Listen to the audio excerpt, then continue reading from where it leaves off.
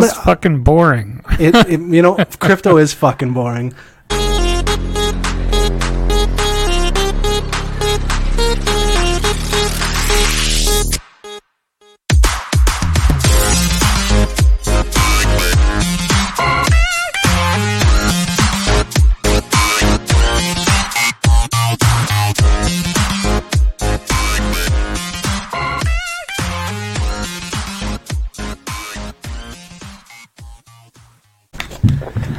Hello and welcome to Rekt Podcast. I am Bunchu alongside my esteemed colleague and co-host, the very fine Crypto Chamber. Chamber, how you doing, buddy? Doing very fine today. I am coming at you live from a Hilton Garden Inn in Troy, New York.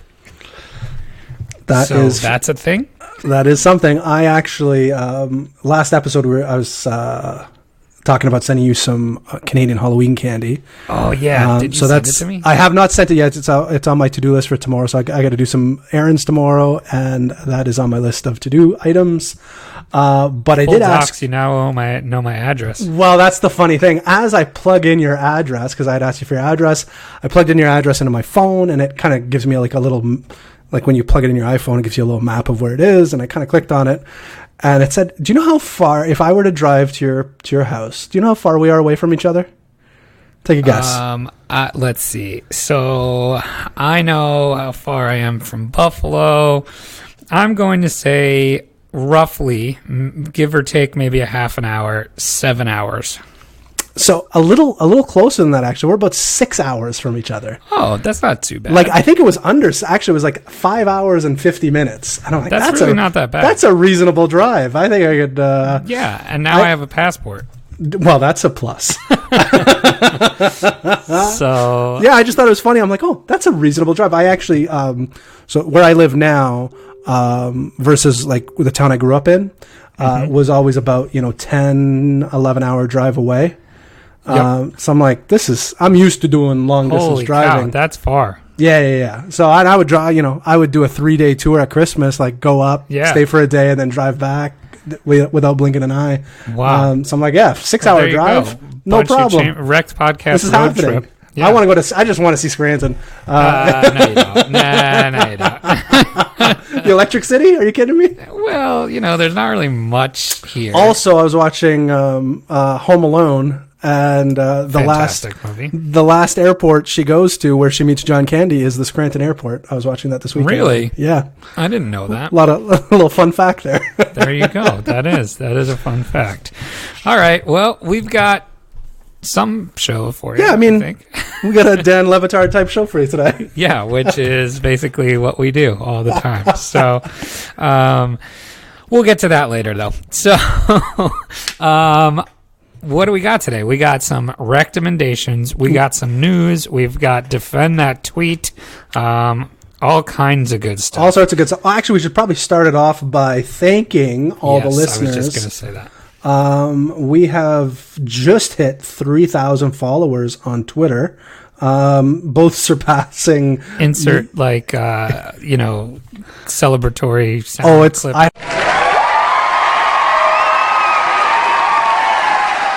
I have so many sound clips. They're going to be great. I might play multiple ones. So, but we started off way ahead of our show account, and it has eclipsed us big time without blinking an eye. So thank you. That means the sum is great, or the whole is greater than the sum of its parts. That's right.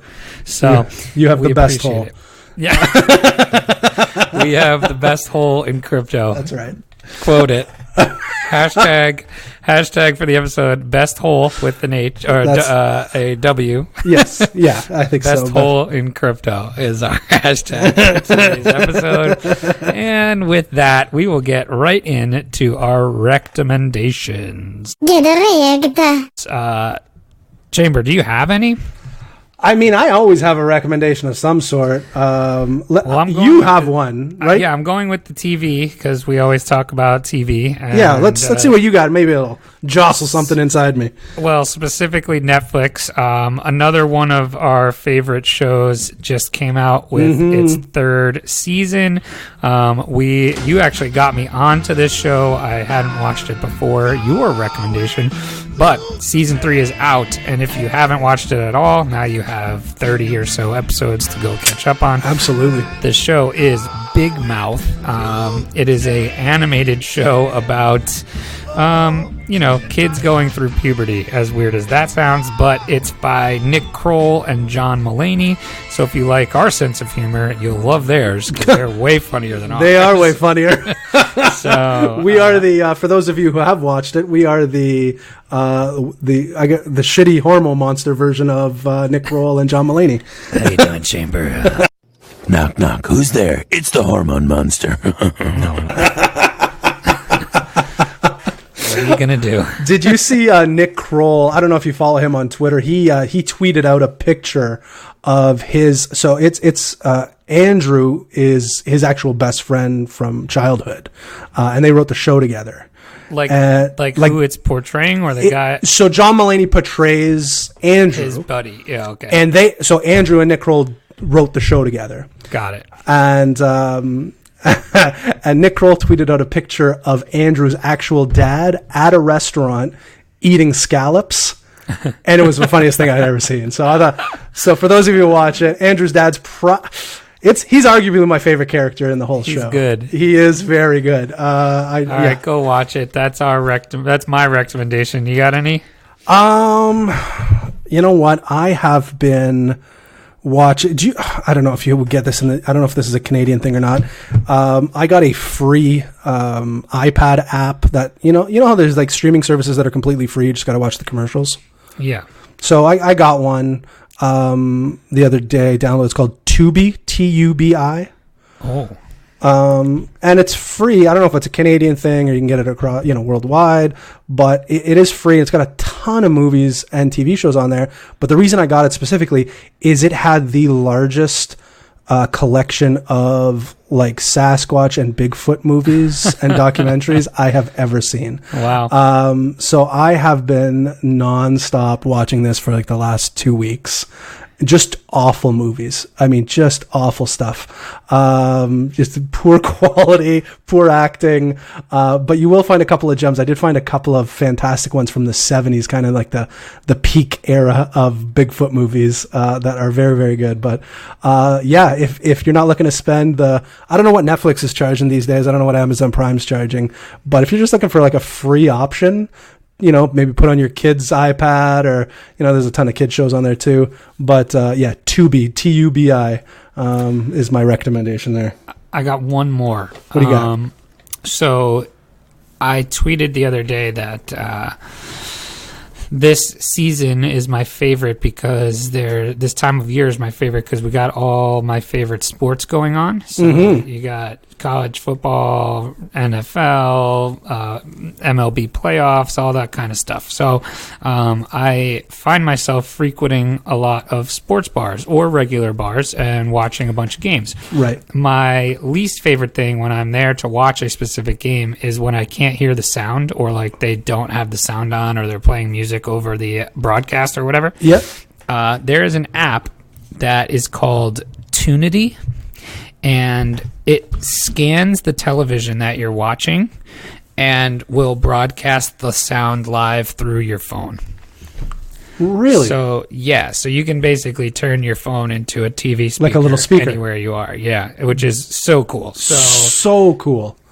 Yeah. So check that out. And it's not only sports. It'll literally just scan the whatever stations are. Yeah, so what's that called again?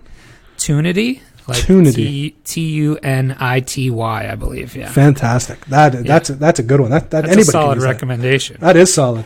Yeah. It's better than my Bigfoot movie collection app. That's funny.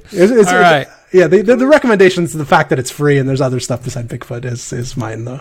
I like it. Just a glossary, a archive of Bigfoot movies is. I mean, that's what it's been to me. That's what it has been to me. So no, it's a good one. I like yours way better though. That is fantastic. All right, so that's the recommendations. Let's get right into the news.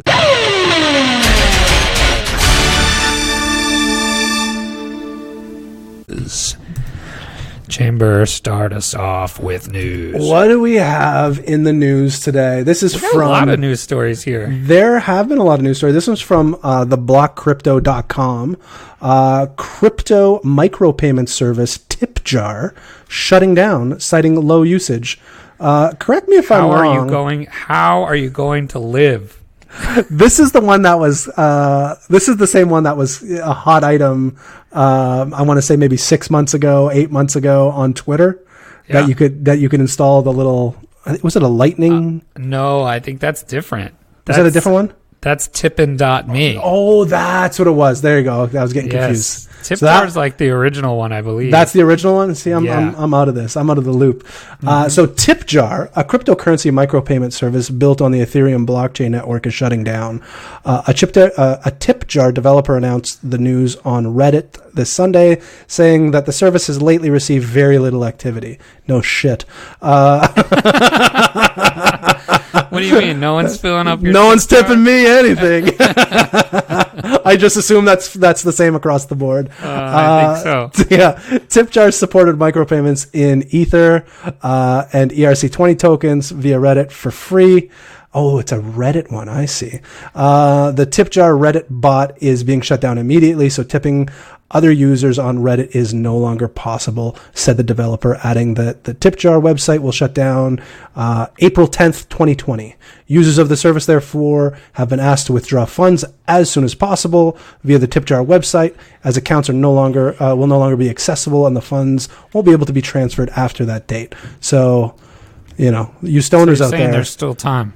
Yeah, I was gonna say I'm worried about the stoners. That's dangerously close to April 20th. So they're gonna forget. Yeah, exactly. Yes. All right. So yeah, don't forget. Take your tips out of TipJar immediately. So yeah. We don't even have a tip. On the flip side, tipping me is still good to go. So please post our link. And for the record, Tip in Me is the name of the other company. Could we think of a better one there? Just the tip? Is that what we're going to call it next? I think it's like tipping me. I get it. It sounds like Tip in Me. God damn it. What do you got? What do you got for news? All right, I got one here. Also from the blockcrypto.com. A class action lawsuit against Bitfinex and Tether is being filed by the same lawyers who successfully sued Craig Wright. Uh-oh. So, yeah, the quick and dirty here. There's a class action lawsuit filed today against Bitfinex and Tether by the lawyers who sued Craig Wright. Bitfinex and Tether's liability to the putative class allegedly surpassed $1.4 trillion US dollars. And that's trillion with a T. That is trillion with a T. That is a lot of zeros. Yeah. More than you and I will ever see in a trillion years. I've seen a lot of zeros, but it's just it's the other numbers ahead of the zeros that I'll never see. It's behind the decimal place. Yeah, exactly. Exactly. I believe there's 8 that you can go to behind the decimal place with Bitcoin. So those are the ones you're seeing. And the lawsuit was filed in the Southern District of New York. Maybe I can go over there and get part of this class action lawsuit. A new federal court class action lawsuit alleges over $1.4 trillion in damages suffered by the class members. This suit was filed by Vel Friedman and Kyle Roche, who these are the guys that sued Craig Wright in Florida. And basically, they are saying they're relying on publicly available documents, and they describe a sophisticated scheme that co-opted a disruptive innovation, cryptocurrency, and used it to defraud investors, manipulate markets, and conceal illicit proceeds. So this is all that obviously is all about Tether. So basically they're saying Tether was used to defraud people and manipulate markets and all of that, and there's a class action lawsuit here. So it also says the Tether controls more than 80% of the market stablecoins in the United States and the world, giving Tether monopoly power. Ooh. Yeah, but I mean, there was literally nothing else that existed before that. So I don't know. We'll see. What do you think? Trying to get in on this Tether? I mean, I've been using Bitfinex for a little bit. I think the hook on the article saying, these are the same people that sued Craig Wright. Right. I think it was easy to sue Craig Wright, if I'm being 100% honest. I don't necessarily know how easy it is going to be to sue Bitfinex and Tether.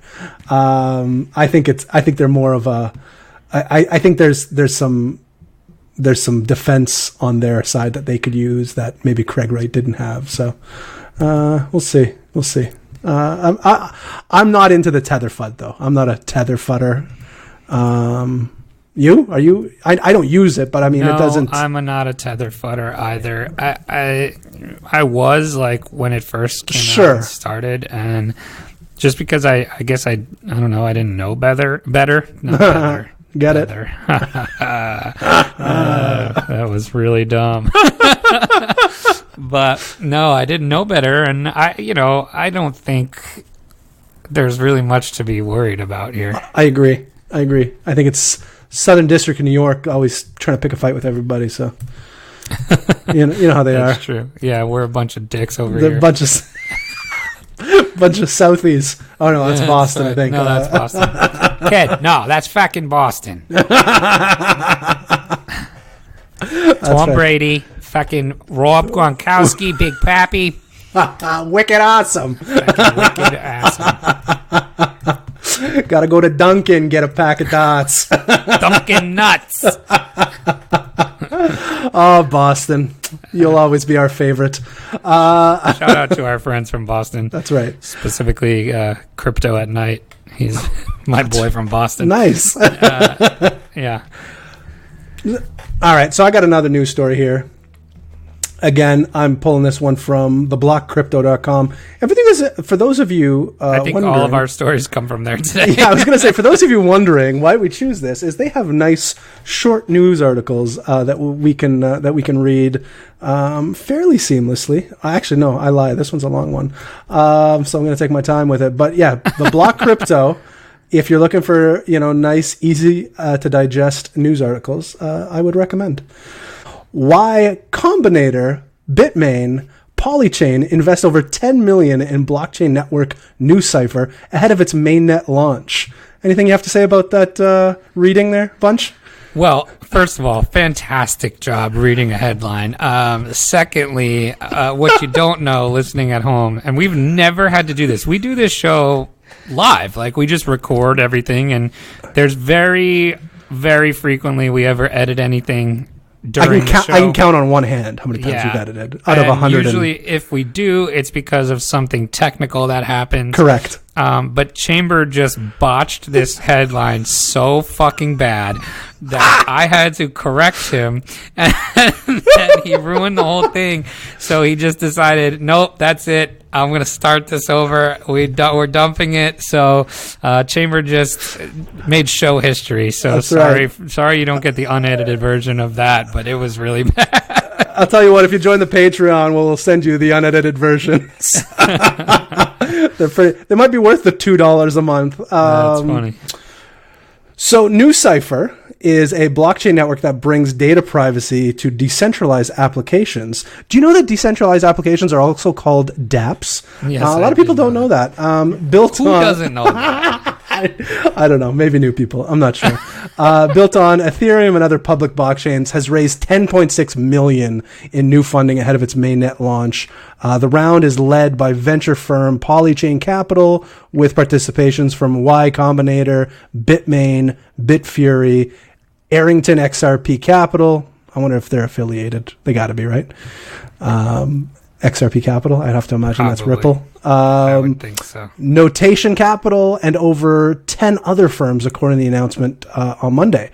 New Cipher said that the investors purchased the native token NU, worth $10.6 million, or 8% of the initial supply.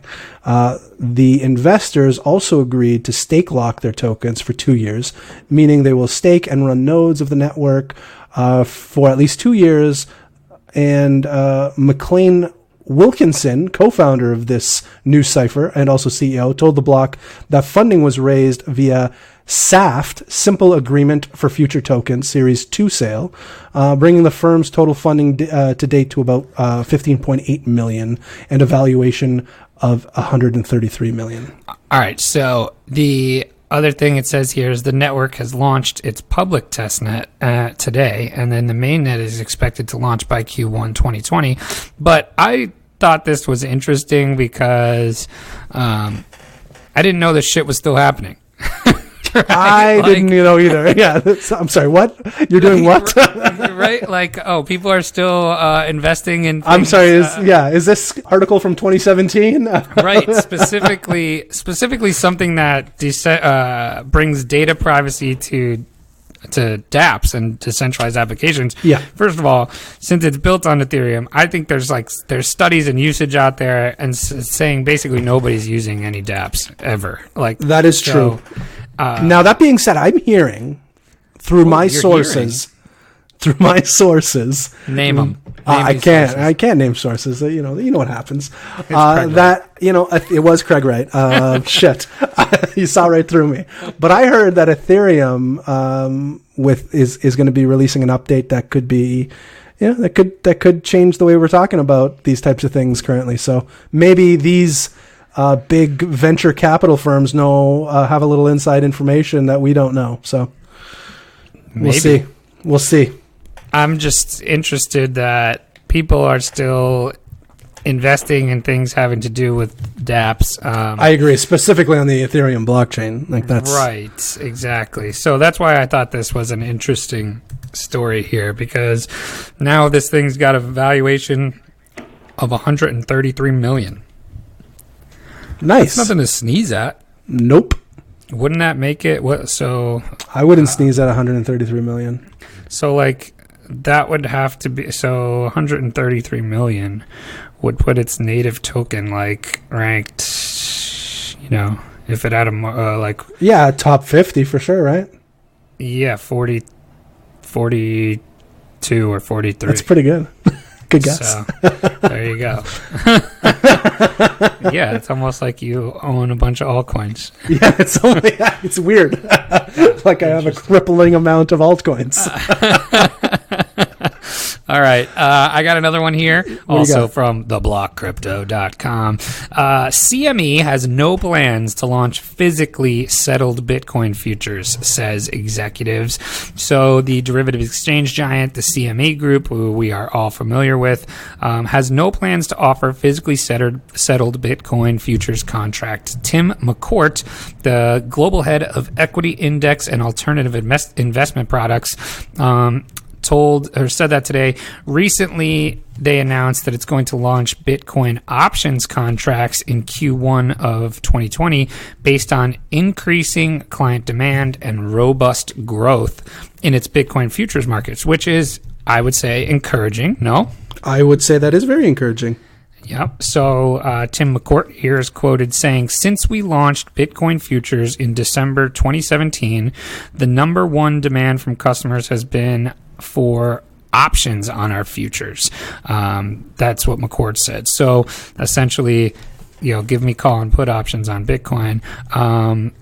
he added, the institutional interest in Bitcoin is growing, but they need time to become more familiar with the market and get approval to use new products. This is coming on last week's Backed launch, and they have physically settled Bitcoin future contracts.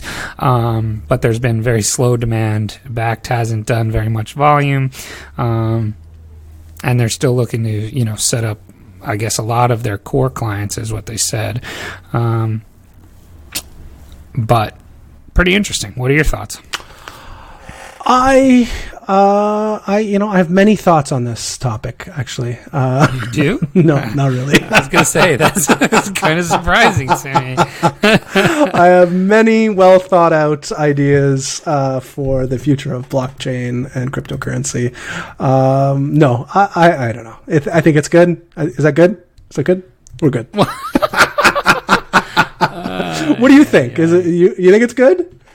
I think if what they're saying is true, which he's talking about his own business here, that there's high demand of their Bitcoin futures markets. So, everybody's been making fun of Backed recently because yes, they have. They launched with no volume and they don't have, everybody's like quoting the daily Backed volume, but CME was first, right? Yep. So, but CME also launched during, Yeah, the December 2017. Right. So, and everybody just shorted it to the ground, clearly. But my point is, there is interest out there. Mm-hmm. And so all of that stuff is to come.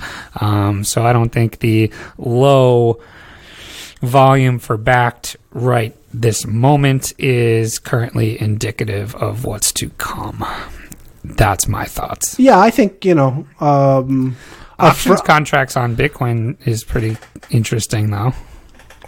I agree. No? I think I was listening to our Smarter podcast, the smarter version of our podcast, which would be Ledgercast, right. with Brian and Josh. Yes. Yeah, for the record, they are the yin to our yang.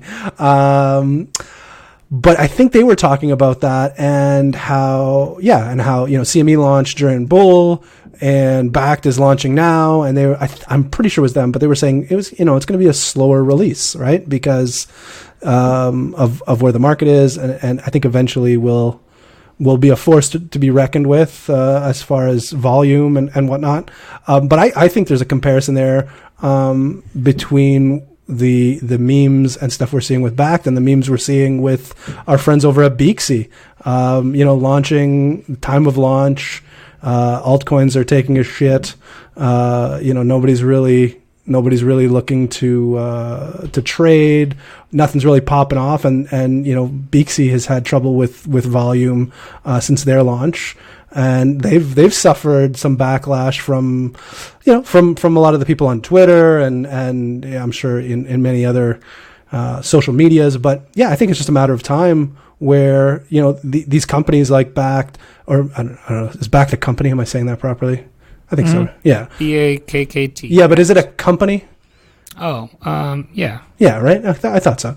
But yeah, these companies like Backed, like Beaksy, may have the last laugh once, we're rolling again in high volume with Bitcoin and with altcoins. So do you see a correlation there, or am I just, smoking the ganj? Well, you are. Well, I am. Too much. I think there is a correlation. We'll see. I don't know. I don't know what's going to happen. I don't know either.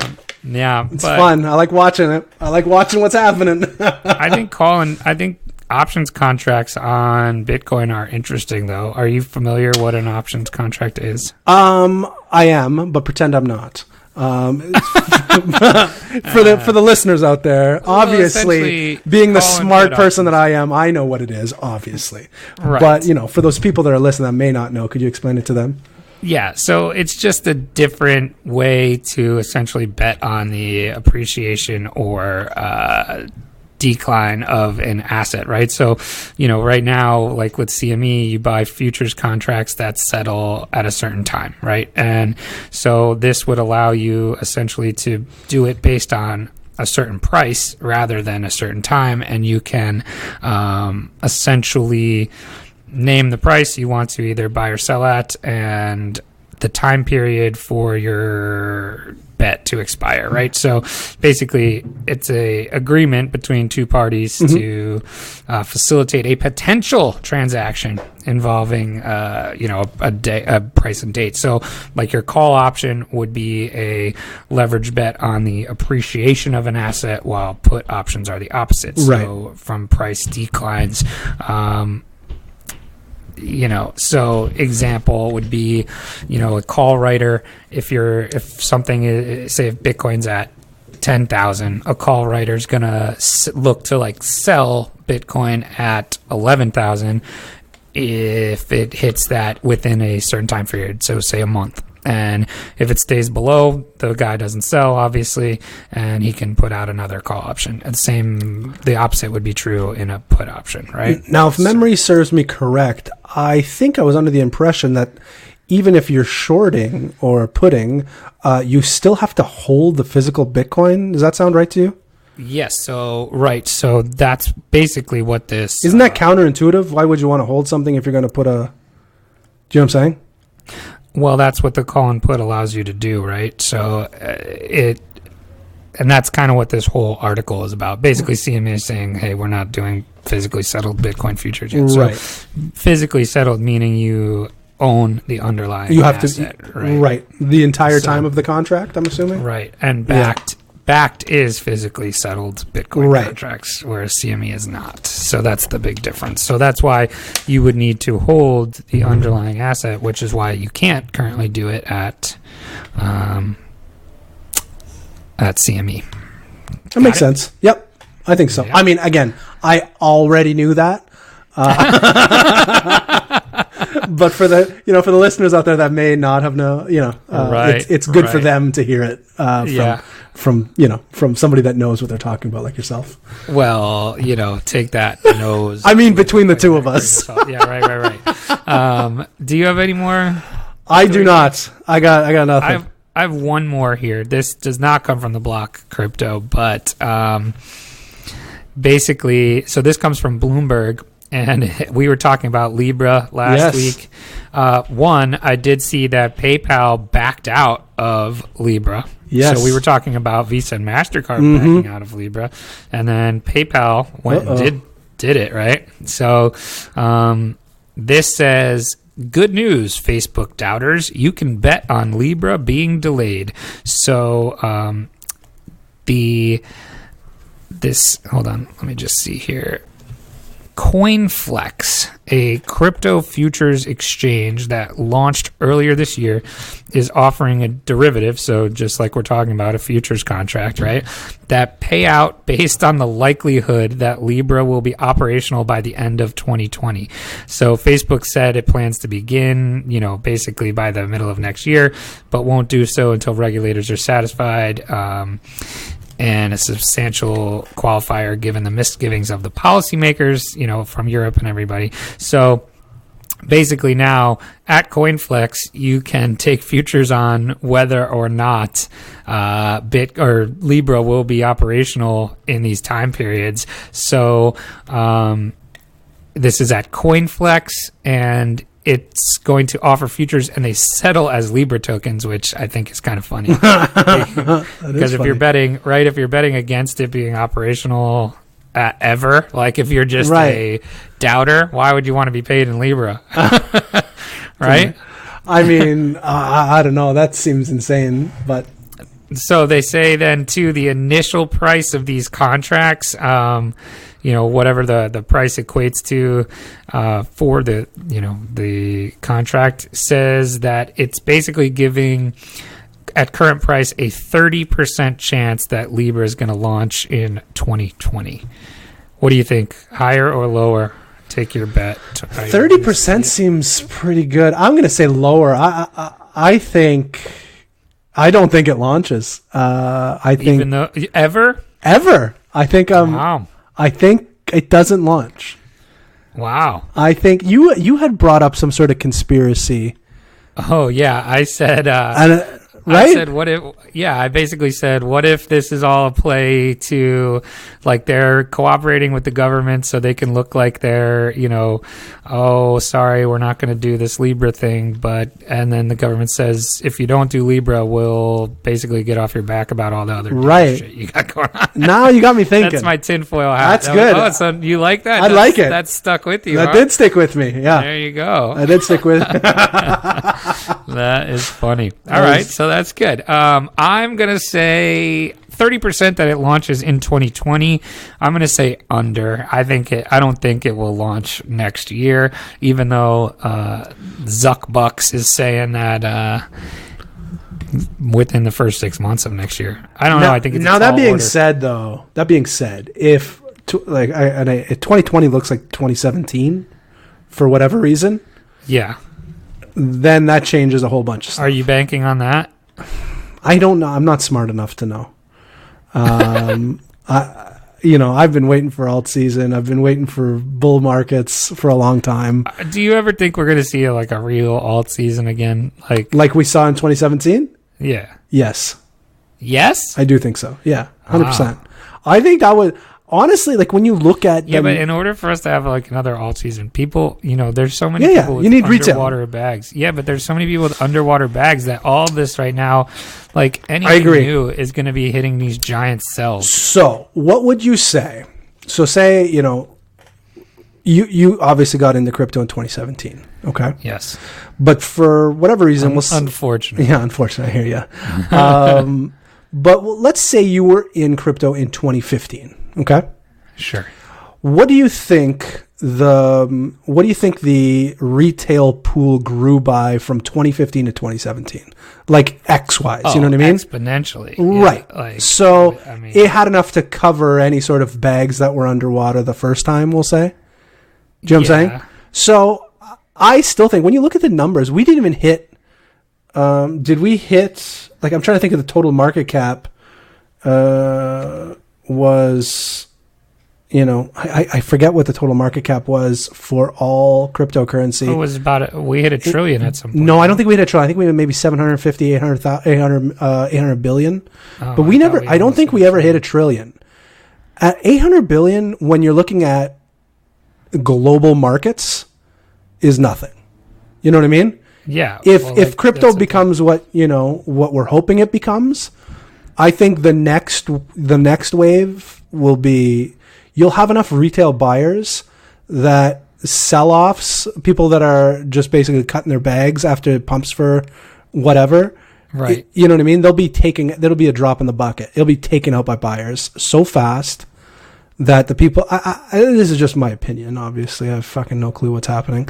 But I still think in the next bull run, whenever, obviously it's going to start with Bitcoin. Bitcoin hits to 30,000, 50,000. If Bitcoin got to $100,000, say next year or in the next 18 months, you don't think people will be flying through the doors buying all sorts of Tron and XRP and you know what I mean? It'll be bananas. Yeah, no, I guess. It'll be bananas. So we'll see. Again, I'm just trying to get everybody nice and moist for the next one. So I don't know.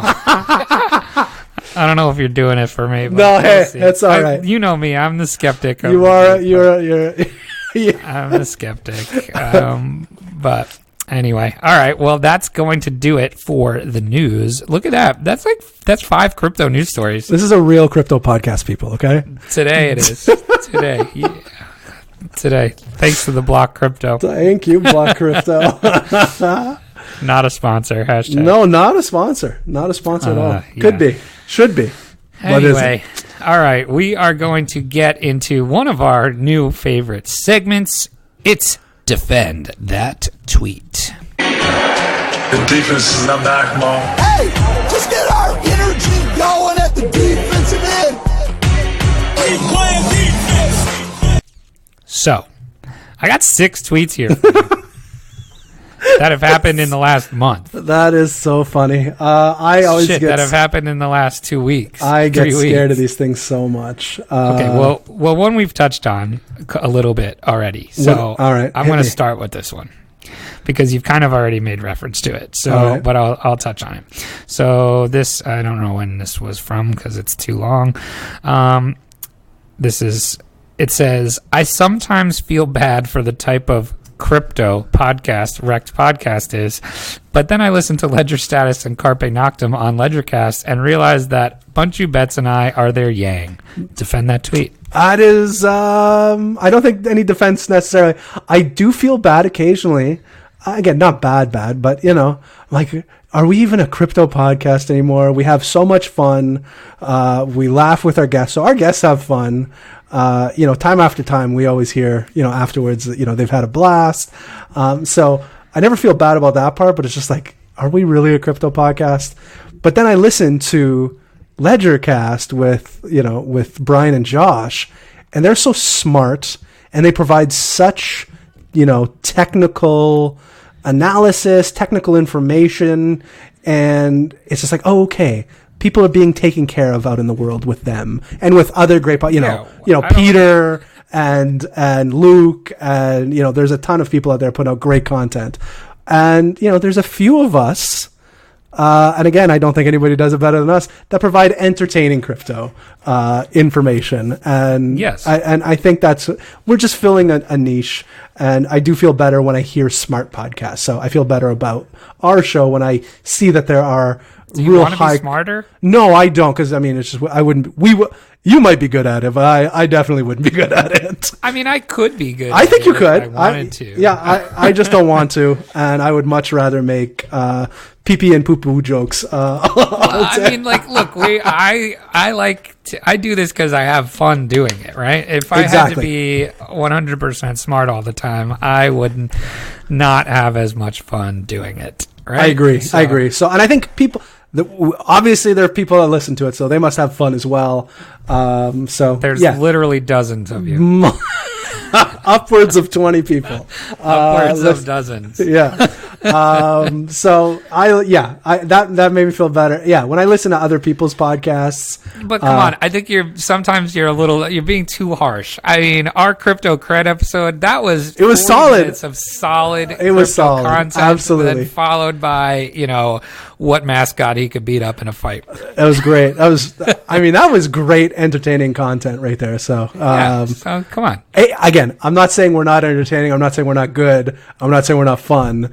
I occasionally have crisis of faith when it comes to how crypto we are, but our guests are very crypto. So Bro, you even crypto? I don't even know anymore, dude. All right, I got one for you. Maybe one of my favorite GIFs or GIFs, as you say, and I think as the inventor of GIFs says. This is from October 1st. Just saw a dude rollerblading in the dark in my neighborhood. Not sure where I am or what is real. And the GIF is the black guy in the underwear rollerblading and giving that super sexy look. Great GIF. Great tweet. That one made me laugh. And it's funny because my wife had come home.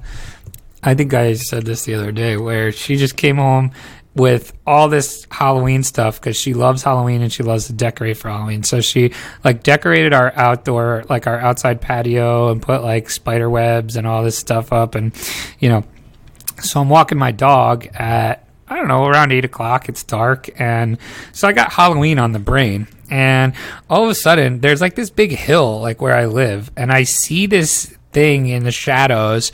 And it looks to me like it's walking like a zombie. It is just making these really awkward movements that somebody walking wouldn't make. Right. And I'm like, all right, what the hell is this? And they're coming up the hill. And I'm trying to get a little closer to see. And my dog's like, what the hell is that? And I finally get close enough to realize that it is somebody in the pitch dark rollerblading up the hill. And I'm like, what the fuck is going on? Why? 1, why are you rollerblading? 2, why are you rollerblading at night? 3, why are you coming up this hill? And then he passes me, and I'm like, I think that was a guy rollerblading. And then I walk around the corner, and then just bzzz, down the hill he just goes. I'm like, what the fuck is happening? So I immediately sent that tweet. I'm like, what? Where am I? I'm in the middle of rural Pennsylvania. Some dude rollerblading and the pitch black. So, I questioned my existence for a minute. I would too. That would definitely mess me up. So, all right, let's see here. I have one, let's see, from yesterday. Oh, okay. At 9:21 p.m. I just want you to express your sentiment here and why you felt like this. I think I know this one. It just says, it's great to be here with all of you. I was just having a moment of reflection. How we talk. I mean, we talk to you and I talk to each other, more or less every day, whether it's, DMing or, on the show. Or tasteful dick pics. Or absolutely tasteful dick pics.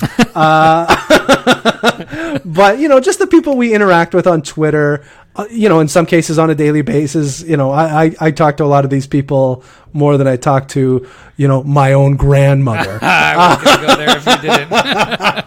I was going there if you didn't. But, I just, it's sometimes we take it for granted. It's like, oh, we got all these fun people here that are, we might be anonymous, but a lot of us are friends or friendly with each other.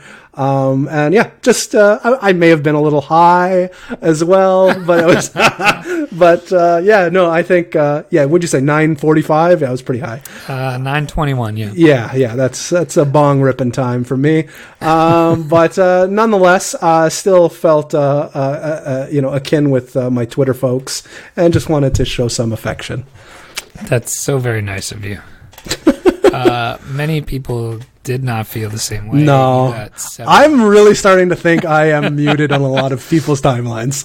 But then occasionally I do get one that has some love behind it. But they're few and far between these days. All right, next. All right, I got one for you here. Where'd it go? Yeah, this one's good. So this was, I'm assuming this happened IRL. You tweeted a screenshot of your, oh yeah. I'm assuming Twitter DMs, it looks like here. Was that yesterday? I think it was yesterday. This was 2 days ago. This was on the 5th. Yep. And your caption was just cool. And this is from Jordan. Call him out, right? Just say at that. Howard. At Howtard. I can't even read. I'm a Howtard. It's at HOWTARD_J. There you go. At Howtard_J. Hello, friend. And then it says here you accepted the request to chat. You say hello. Howtard says, hey, are you knowledgeable about blockchain mining?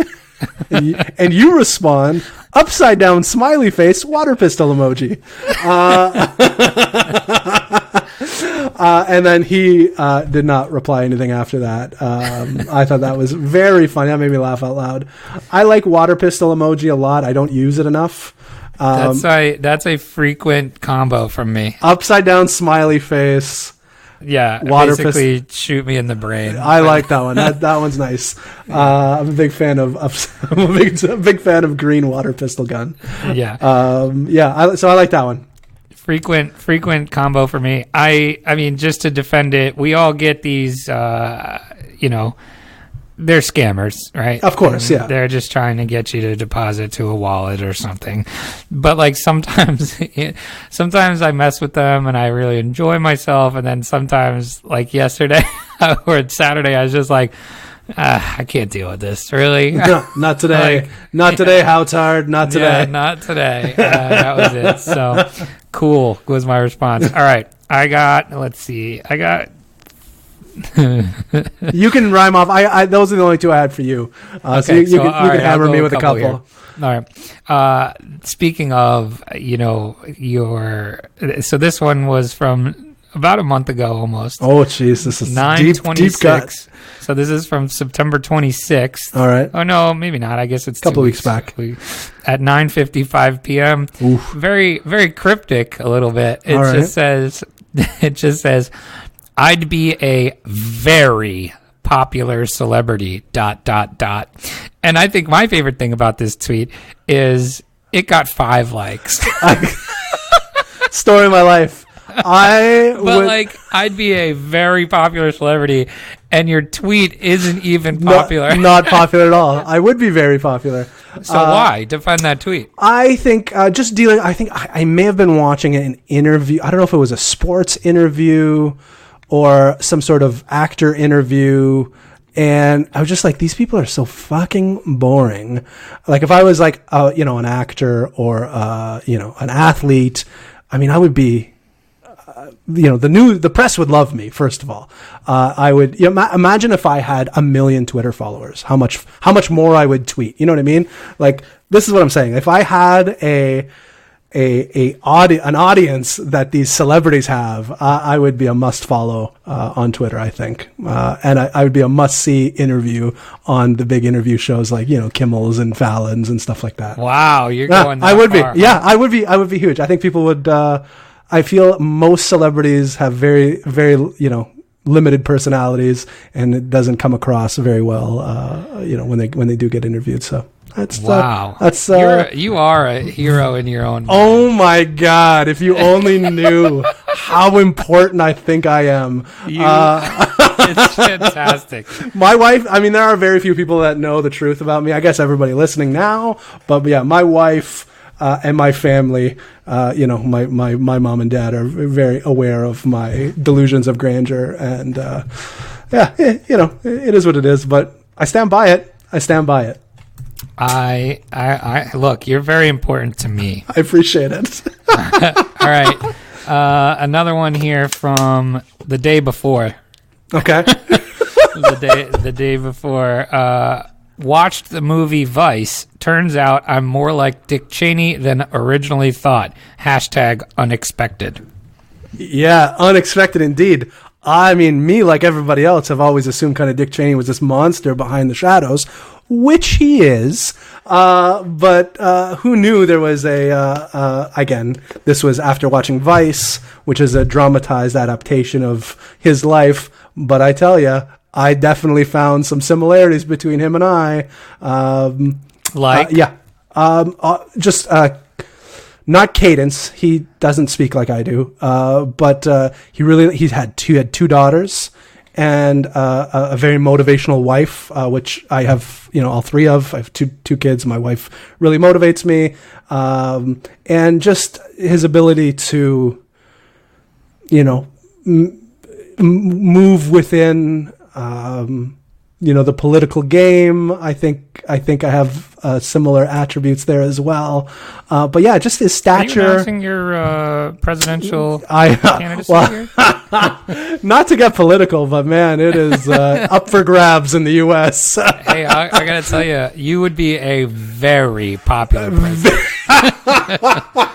Very popular. Yeah. I feel like it is up for grabs in the U.S. right now. So maybe I'll throw my hat in the ring. Honestly, I'd vote for you. I can't though. Not till next election. Oh, right. I'm not old enough. How old do you have to be? I believe 35. Do you really? Yeah. I don't know if we have that in Canada. I'm almost positive that you have to be 35. Interesting. I didn't realize that. Yeah. So next 2024, the year of Bunchu. I like that. It's Trustnet and Bunchu is what's going to happen. Bunchu for is Mark going to be your vice? Yeah, actually, Mark Yusko should be the president, and I'll be his vice. That's all right. That's but a good I'll deal. be like, I'll be the popular vice president. That's all I really want anyway. Is like, he wants to be really in charge of all that. Right. Shit. I just want like the illusion of I just want to be. I want the illusion of power. All right, I got 2 more here for you. All right, what do you got?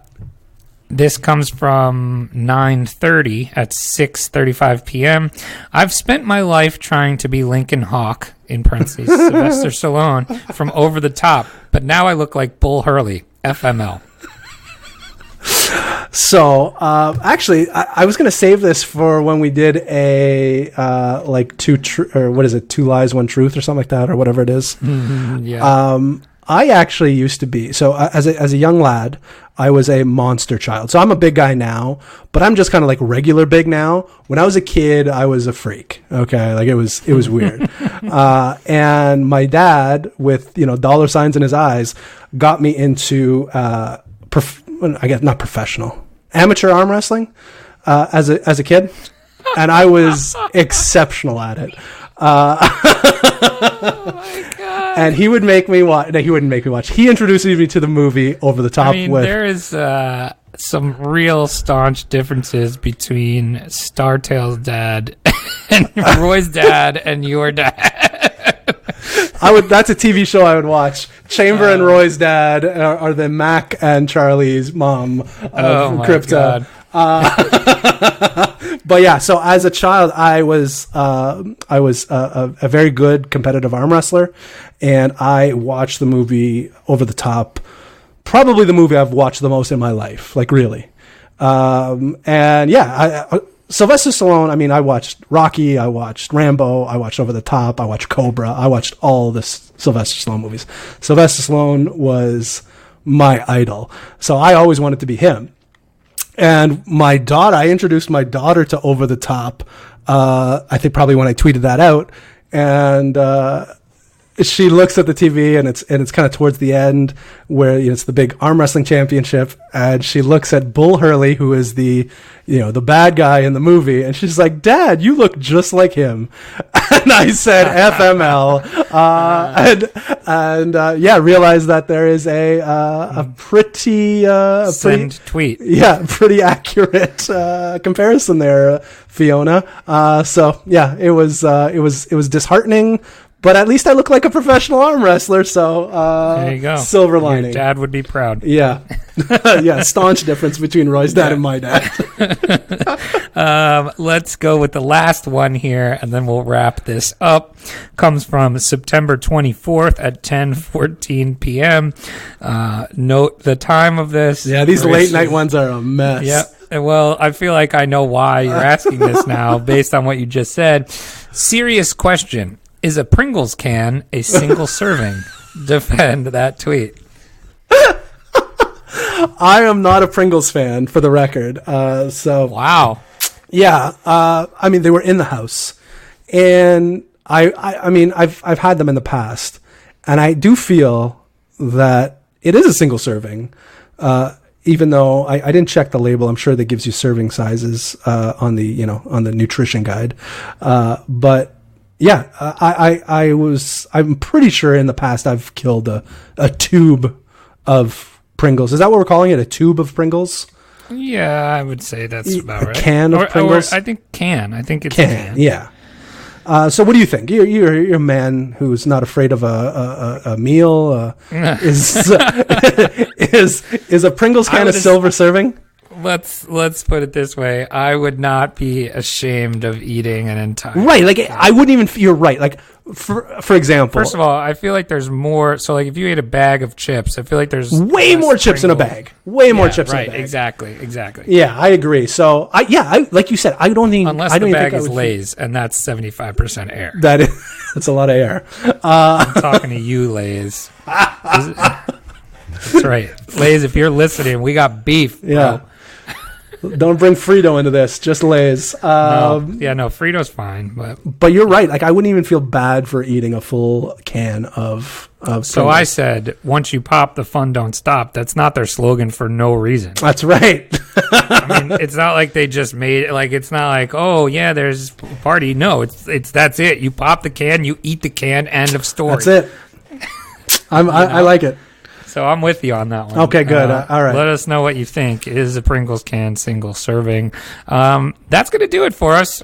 We had, some good crypto. We got some good defend that tweet in. What else? I'm surprised we unearthed my childhood, professional arm wrestling career.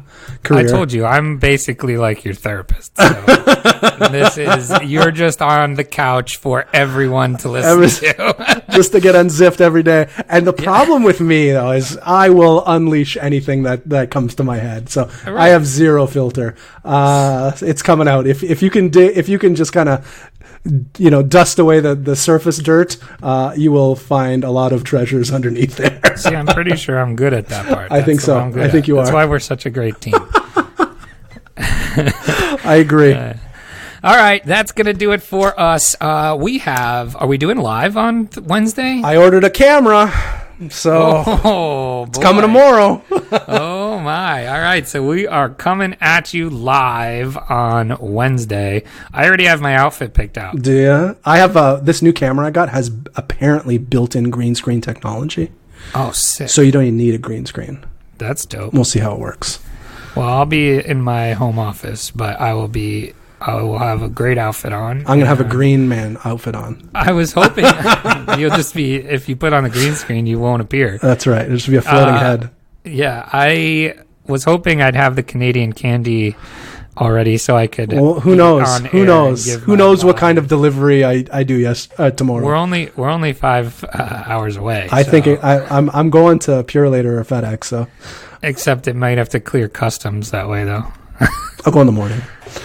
Anyway, all right. So we will be live on Wednesday. So you can come in and troll us. We should do something funny where like you do like a live defend that tweet with people in the troll box. Yeah, I think that'd be fun. Or something to that effect. We can we'll think of something here in the next couple of days. But come out, listen to us. What are we? 7:00 Eastern? Is that what we're doing? Yes, 7 p.m. Eastern Standard Time. The only time zone God's that you need to know. That's right, God's time zone. A lot of people don't know that. No. All right. Let's land this bird. All right, that's going to do it for us. Until next time, don't get wrecked, and that is financial advice.